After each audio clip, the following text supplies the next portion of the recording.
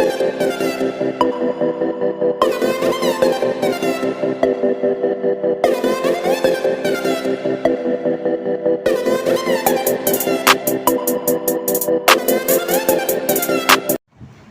वालेकुम स्टूडेंट, आज exercise number 4.1 9 class science group का करवाएंगे बेटा।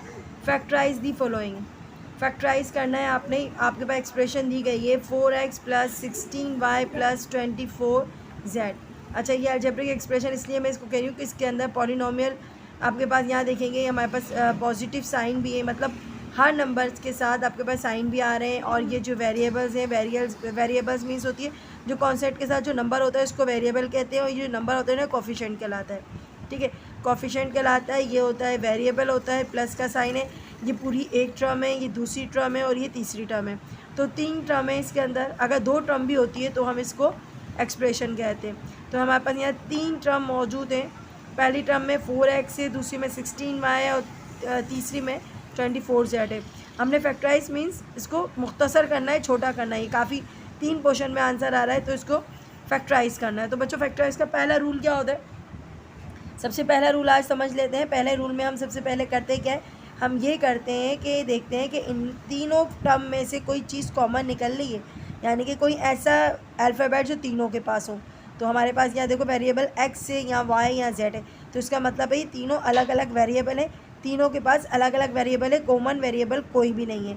अगर कॉमन वेरिएबल होता तो हम क्या करते हैं बच्चों, देखो फॉर एग्जांपल अगर मेरे पास यहाँ होता ax, फॉर एग्जांपल bx² और c होता cx³ पता चलो। तो बेटा इनमें से देखो कॉमन क्या है, इसमें से कॉमन हमारे पास क्या है, x तीनों के पास है। अच्छा, सबसे छोटी वैल्यू कौन सी है, x है। तो हम इस x को क्या करते हैं, हम इस x को निकाल देते बाहर और हमारे पास जो बच जाता है वो बचता a। अब ये x है ना, सब में से एक एक x निकालना है, क्योंकि सबके पास एक एक x है ना। तो 2x थे, एक x निकालिए तो एक x बच गया। अब यहाँ पर 3x है तो कितना x निकाला हमने, 1 निकाला तो कितने बच गए, 2 बच गए। तो इसका मतलब क्या हुआ, हम कॉमन नहीं ढूंढते हैं पहले। अब यहाँ पर हमारे पास कॉमन x था तो इसलिए हमने कॉमन x निकाल लिया। लेकिन बच्चों अभी आपके पास वेरिएबल कॉमन कुछ भी नहीं है, सवाल में तीनों वेरिएबल चेंज है। तो इसका मतलब है कॉमन वेरिएबल कुछ भी नहीं है। तो बेटा कॉमन वेरिएबल कुछ भी नहीं था तो हम टेबल देखेंगे, टेबल है कोई कॉमन। चले पहले एक बार सवाल उतार दे दें।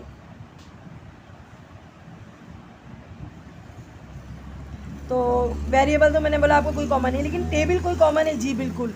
4 1 ज़ा 4, 4 4 ज़ा 16, 4 6 ज़ा 24, यानी कि 4 का टेबल ऐसा है जिसने इस सबको कैंसिल किया है। तो वो आप बाहर निकाल देंगे ब्रैकेट से। अंदर क्या बचेगा, x प्लस 4 भी बचा और y भी बचा, तो लिख देंगे 4y + 6z। तो बच्चों ये आपका आंसर है। अब करवाते हैं बच्चों नेक्स्ट क्वेश्चन। तो बेटा अगला क्वेश्चन देखिएगा, यहाँ पर भी आपके पास है x² + 3x² y + 4x² y² and z²। तो बच्चों आपने क्वेश्चन पढ़ा तो आपको नज़र आया है कि सबके पास x² कॉमन है। ठीक है, इसके पास x², इसके पास x², इसके पास x²। तो हम क्या करेंगे, हम लिखेंगे सोल्यूशन में सबसे पहले x² को क्या कर देंगे बाहर।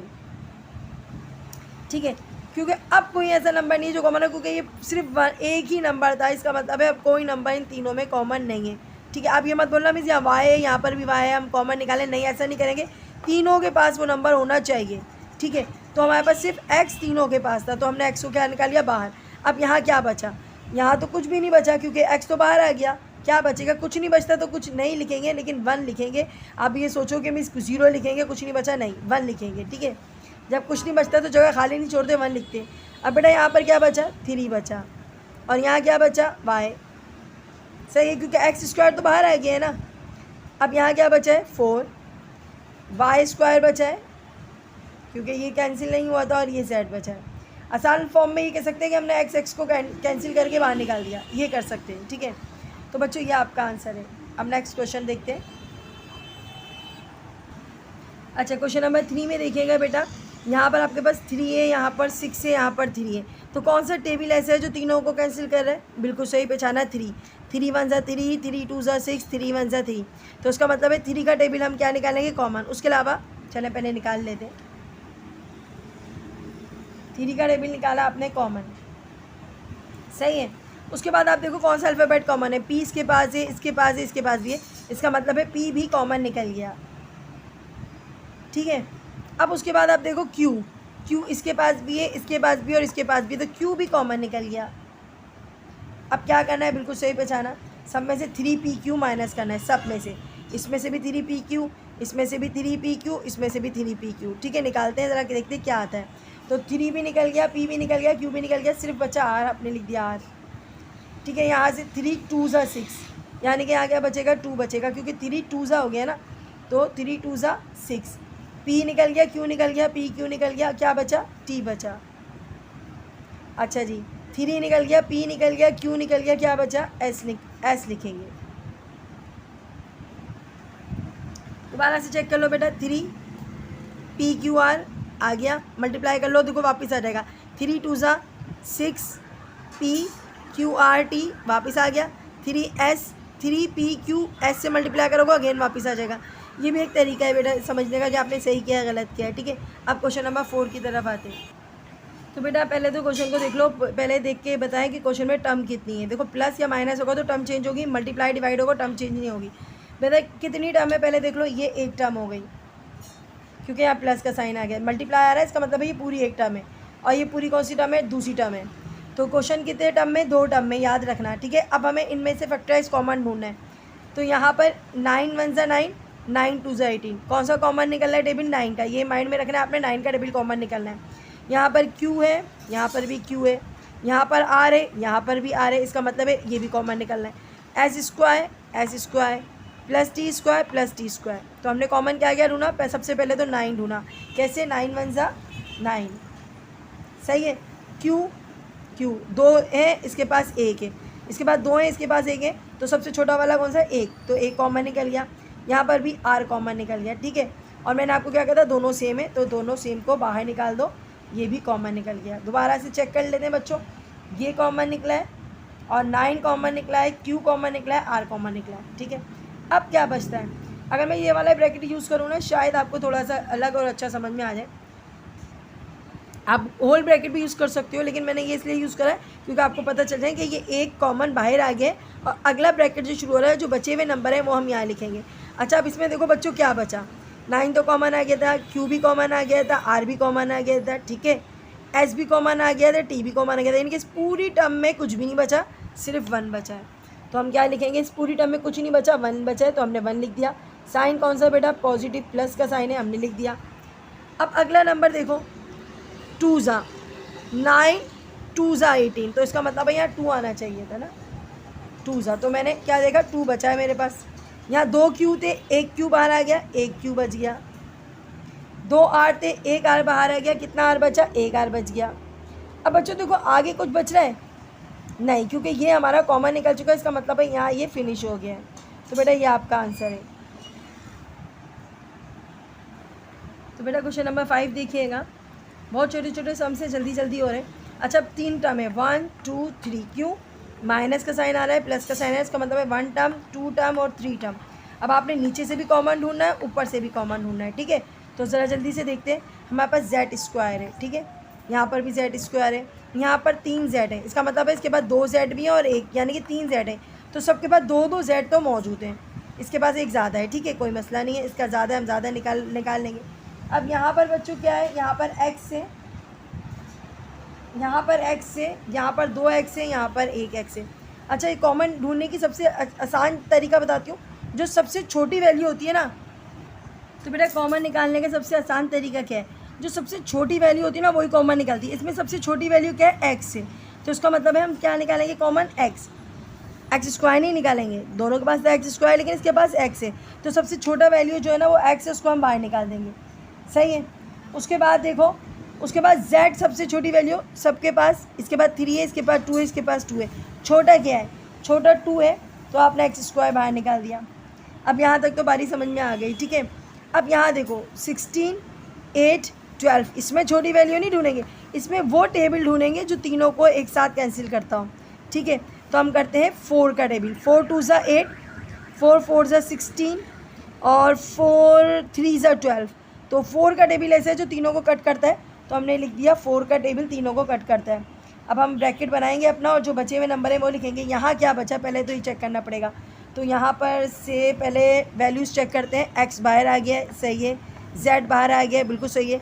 अब ये देखो इसने काटा होगा ना इसको, 4 1 ज़ा 4, 4 4 ज़ा यानी कि 4 ज़ा होगा, यानी कि नीचे क्या बचा 4 बचा, ऊपर तो कुछ भी नहीं बचा, सारे नंबर बाहर आ गए, 1 बचेगा, हमने 1 लिख दिया। और यहाँ पर क्या बचेगा 4 4 ज़ा 4 4 ज़ा 16, तो यहाँ पर 4 ज़ा आ जाएगा, 1/4 आ गया। अगला देखें साइन कौन सा है, माइनस का, हमने माइनस डाल दिया। उसके बाद चेक करना है बेटा क्या बाहर आया, यहाँ 1 x बाहर आया है। इसका कितना x बाहर आया है, 1 x बाहर आया है, तो इसका मतलब है इसके पास 1 x अभी बचा है, लेकिन z इसके दोनों बाहर आ गए, बिल्कुल कॉमन निकल गए। यहाँ 1 x बचा है, ठीक है, क्योंकि 1 x इसके पास ज़्यादा है, हमने सिर्फ 1 x कॉमन निकाला है, तो हम क्या लिखेंगे यहाँ पर 1 x, ठीक है, 1 x बचा है, z तो बाहर आ गया था। अब 4 2 ज़ा कितनी बार कटा था ये 2 ज़ा, तो इसका मतलब है 2। अब कौन सा साइन लगाएंगे, प्लस का, सही है। अब यहाँ से देखो x स्क्वायर नहीं, यहाँ पर ज़्यादा है, इसका मतलब है यहाँ 1 x बचा है, ठीक है, क्योंकि यहाँ एक बाहर निकाला ना, उसके बाद 2 थे, एक ज़्यादा था, तो इसका मतलब है 1 x बचा है। z 3 थे, 2 बाहर निकाल दिए, इसके पास z भी बचा है, सही है। अब 4 3 ज़ा, 4 बाहर था ना, 4 3 ज़ा, तो उसके बाद 3 बचा है नीचे, तो बेटा ये आपका आंसर है।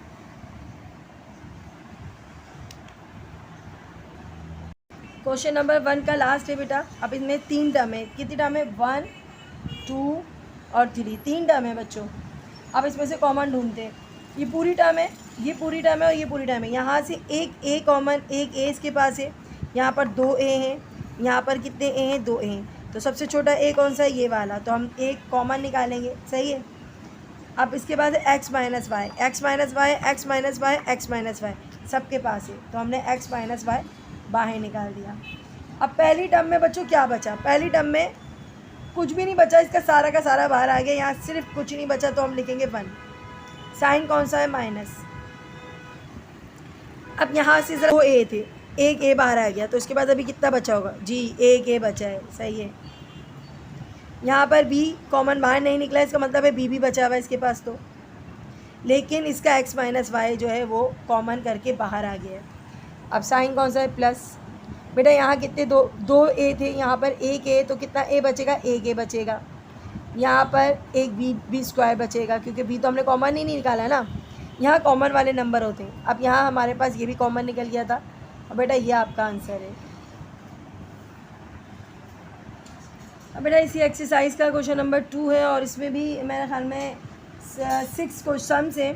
तो फर्स्ट वाला देखते हैं बच्चों। अब 4 फैक्टर आ गए, 1 2 3 4, यानी कि इसमें 4 जो है वो टर्म आ गई हैं। इसमें भी यही करना है, लेकिन आप इसको आसानी के लिए जब 4 टर्म आ जाए ना बच्चों, और आप चेक करोगे तो कुछ चारों में कोई भी ऐसा सेम नहीं है। देखो इसके पास x है, इसके पास x है, इसके पास x नहीं है, इसके पास भी x नहीं है, तो इसका मतलब है कुछ कॉमन नहीं निकाला। लेकिन जब 4 टर्म आ जाएँ बच्चों, याद रखना हम इसको 2-2 करके डिवाइड कर देते हैं, मतलब 2-2 पार्ट में पेयर बनाते हैं। 2 पेयर इसके हो गए, 2 पेयर इसके हो गए, यानी कि हमने इसको पेयर बना दिया। कैसे, इतना पेयर और इतना पेयर। क्यों बनाया पेयर, क्योंकि हमारे पास चारों में कोई भी टर्म कॉमन नहीं थी, कोई भी अल्फ़ाबेट जो था वो कॉमन नहीं था, इसलिए हमने इनको 2 हिस्सों में डिवाइड कर दिया। अब हमने देखना क्या है, हमने ये देखना है कि इन दोनों में से कॉमन क्या निकलना है, ठीक है। इन दोनों में कौन सा नंबर कॉमन है जी, x कॉमन है, x को बाहर निकाल दो। यहाँ क्या बचा 7, यहाँ क्या बचा, यहाँ प्लस है, x बाहर आ गया, क्या बचेगा z, ठीक है। अब यहाँ से देखो यहाँ क्या कॉमन है, यहाँ 7z है, यहाँ z है, तो उसका मतलब है z कॉमन है, छोटा वाला z बाहर निकाल दो। यहाँ क्या बचा बेटा, यहाँ 7 बचा प्लस 2z थे, कितना z बचा, 1z बचा। कॉमन निकालना तो आ गया आपको 6 सवालों में। तो अब आप क्या करना है, क्या आपको कि मैं सब क्या करना है, बिल्कुल कुछ नहीं करना। आपने ये ब्रैकेट और ये ब्रैकेट को देखा एक जैसे हैं, तो कितनी बार लिखोगे, एक बार, क्योंकि ये भी कॉमन करके बाहर आ गया। अच्छा, अब ये जो साइड में जो बचे हुए नंबर है ना, वो भी एक बार लिख दो, ये भी आंसर है। अब कुछ बच्चे कहेंगे मिस ये पहले आ रहा है, ये बात में है बुक में, कोई इशू नहीं है, आप दोनों में आगे पीछे करके लिख सकते हो, ये बेटा आपका आंसर है। बेटा सेम क्वेश्चन है, आप पहले चेक कर लो। अल्फ़ाबेट 9 18 6 12, वैसे आता तो एक टेबल में हम कर सकते हैं, हम इसका पहले कॉमन निकाल के इसको ख़त्म कर सकते हैं, लेकिन 4 हैं, हम ऐसा करेंगे 2 के पेयर बनाने तो ज़्यादा बेस्ट है। निकल रहा है कॉमन में निकाल सकती हूँ, लेकिन 3 से कॉमन सबका निकल रहा है। 3 9 3 9 3 9 18 3 2 6 3 4 12 निकाल सकते हैं बच्चों, ये तरीका भी है। लेकिन मुझे ऐसा लगता है 4 नंबर है ना तो ज़्यादा बेटर रहेगा हम इसके पेयर बना लें, तो ज़्यादा बेटर रहेगा हम इनके पेयर बना लें, ईजी काम हो जाता है। तो बेटा इन दोनों में से हम कॉमन ढूंढेंगे और इन दोनों में से हम कॉमन ढूंढेंगे। तो बच्चों यहाँ पर आप चेक करो क्या कॉमन आ रहा है। यहाँ पर 9 1 ज़ा 9, 9 2 ज़ा 18, यानी कि 9 का टेबल कॉमन आ रहा है। 9 की टेबल को बाहर निकाल देते हैं, लेकिन अभी अल्फ़ाबेट भी चेक करना पड़ेगा, अल्फ़ाबेट कौन सा कॉमन है। ए इसके पास भी है, ए इसके पास भी है, तो इसका मतलब है दोनों में से ए छोटा है किसके पास है, इसके पास है, तो ए बाहर आ गया। और बी भी दोनों के पास है तो बी भी बाहर आ गया, ठीक है। 9 ए भी कॉमन का बाहर आ गया। अब यहाँ क्या बचा जी, 9 तो बाहर आ गया है, 2 ए, एक ए बाहर आया, एक ए बचा है, तो यहाँ पर सिर्फ एक ए बचेगा, सही है। यहाँ पर क्या बचेगा, यहाँ पर 2 बचेगा, सही है। ए तो बाहर आ गया इसका, लेकिन इसके बी बचेंगे, और कितने बी बचेंगे, सिर्फ एक, क्योंकि 2 थे ना, एक बाहर आ गया और इसका एक बी अभी बचेगा। माइनस का साइन लगाया आपने, बेटा कॉमन होना है। 6 1 ज़ा 6, 6 2 ज़ा 12, इन दोनों में कौन सा टेबल कॉमन है, 6 का टेबल कॉमन है। 6 1 ज़ा 6, 6 2 ज़ा 12। अच्छा कॉमन अल्फ़ाबेट भी तो कॉमन आएगा। अब ए इसके पास नहीं है, सी दोनों के पास है, तो सी को बाहर निकाल देते हैं, और क्या बचेगा, 6 तो बाहर आ गया, ए बचेगा। माइनस, माइनस और माइनस क्या होता है, माइनस माइनस प्लस होता है, माइनस और माइनस क्या होता है, प्लस होता है। 6 2 ज़ा 12, 2 आ गया, बी बचेगा क्योंकि सी बाहर गया था, और बी बचेगा। तो बेटा ये अभी आंसर नहीं आया, क्यों नहीं आया, क्योंकि दोनों के सेम ब्रैकेट को एक बार लिखना है, और ये जो बचे हुए नंबर हैं साइड पे उनको भी एक ब्रैकेट में डाल देना है। तो a + 2b लिखा, अब हमारे पास है 9ab माइनस क्या बचा था, 6c। तो ये बेटा ये अब आपका आंसर कंप्लीट है। अच्छा आप ये देखिएगा क्वेश्चन नंबर 3 में देखेंगे बेटा 6t 12p 4tq और 8pq। सवाल चेक कर लेते हैं, हमने सवाल सही उतारा है। अब अपने करना क्या है, हमने बिल्कुल इसी तरीके से 2 पेयर बना लेना है, इधर भी और इधर भी, ठीक है। अब कॉमन तलाश करना है, कॉमन क्या है, इन दोनों में कॉमन क्या है जी। 6 1 ज़ा 6, 6 2 ज़ा 12, तो क्या कॉमन निकल रहा है, 6 कॉमन है जी, बिल्कुल सही। आपने कॉमन तलाश करना है, ठीक है। तो 6 1 ज़ा 6, 6 2 ज़ा 12, तो कॉमन क्या निकला, 6। अल्फ़ाबेट तो अलग अलग है ना, इसके बाद टी है, इसके पास पी है, तो कॉमन कुछ नहीं निकल रहा, ये एज इट इज़। अच्छा 2 भी तो बचा है, 2 और पी, सही है। अब प्लस का साइन लगाया। अब बच्चों यहाँ पर बताओ 4 1 ज़ा 4, 4 2 ज़ा 8, तो यानी कि 4 के टेबल ने दोनों का कैंसिल किया, 4 कॉमन था। यहाँ पर क्यू भी सेम है, तो क्यू भी बाहर आ जाएगा, यहाँ क्या बचेगा, सिर्फ टी बचेगा, सही पहचाना। माइनस यहाँ क्या बचेगा, 2, और क्या बचेगा, और पी बचेगा। अच्छा अब गौर करना, दोनों सेम आ रहे हैं, ये हमारी निशानी होती है कि हमने सही करा है। ये दोनों सेम आ रहे हैं, तो हम एक बार लिख लेते हैं,